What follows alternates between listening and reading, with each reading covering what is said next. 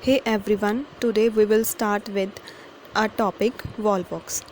Volvox के topic में हम वॉल्वॉक्स की बेसिक बॉडी स्ट्रक्चर की बात करेंगे, वॉल्वॉक्स की क्लासिफिकेशन की बात करेंगे और वॉल्वॉक्स दिखने में कैसा है और कहाँ कहाँ पर पाया जाता है उसके बारे में बात करेंगे। सबसे पहले बात कर लेते हैं वॉल्वॉक्स की क्लासिफिकेशन की। So Volvox belongs to division Thallophyta and subdivision algae, class Chlorophyceae, order Volvocales, family Chlamydomonidaceae and genus is Volvox। Next is Volvox के डिस्ट्रीब्यूशन कि वॉल्वॉक्स हमें कहाँ कहाँ पर देखने को मिलेगा।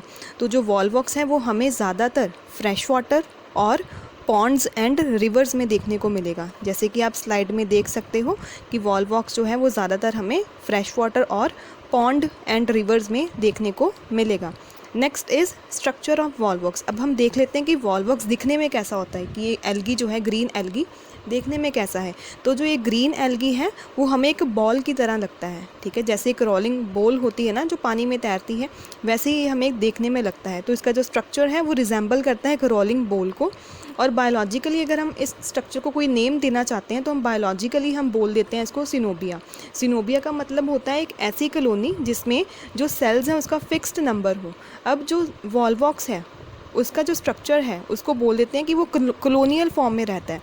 कॉलोनी का मतलब कि उस एक लार्जर ग्रुप है उसमें बहुत छोटे छोटे जो हैं सेल्स प्रेजेंट हैं वॉल्वॉक्स के। अब जो वॉल्वॉक्स है वो कॉलोनियल फॉर्म में है, मतलब उस एक लार्ज कॉलोनी है उसमें वॉल्वॉक्स के इंडिविजुअल बहुत सारे सेल्स हैं और ये जो सारा काम करेंगे सेल्स वो इकट्ठे करेंगे कॉलोनी में।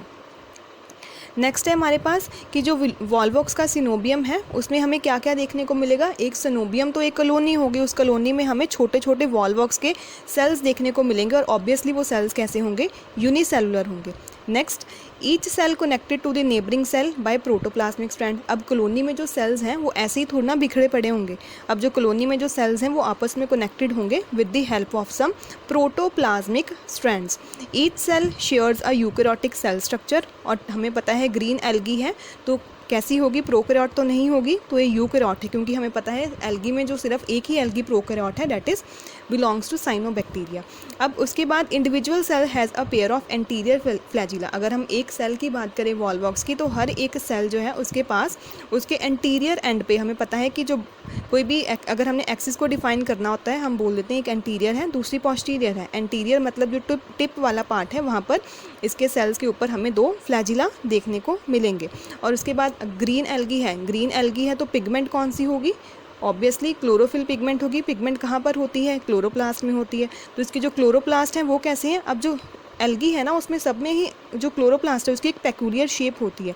तो वैसे ही इसमें जो क्लोरोप्लास्ट है उनकी शेप कैसी है, कप शेप्ड है, जिसको हम लैमिनेट बोल देते हैं। ठीक है, तो ये थी वॉल्वॉक्स की मॉर्फोलॉजी और उसका स्ट्रक्चर।